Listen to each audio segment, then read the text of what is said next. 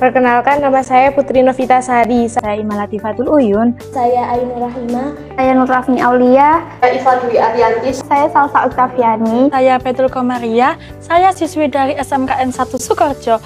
Jurusan saya Rekayasa Perangkat Lunak. Saya magang selama 6 bulan. 6 bulan. 6 bulan. 6 bulan. 6 bulan. 6 bulan. Mulai dari bulan Juni sampai dengan bulan Desember.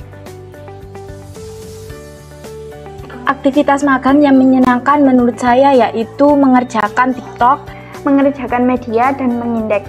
Membuat konten di lingkungan sekitar tempat magang. Saat menerima akun TikTok, Bisa diajarkan ilmu-ilmu baru oleh pembimbing di sini. Mengerjakan pemasaran online melalui media Google.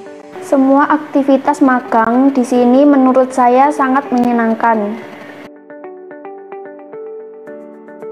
Pengalaman yang berkesan menurut saya yaitu saat makan bersama teman-teman yang lain, menonton bioskop, dan berlibur bersama teman-teman yang lainnya. Liburan bersama. ketika saya bisa pergi liburan dengan uang hasil menerima akun TikTok. Bisa mendapatkan teman baru dari sekolah lain. Bisa mengenal teman-teman magang dari beberapa sekolah. Yang awalnya nggak kenal, sekarang jadi akrab loh.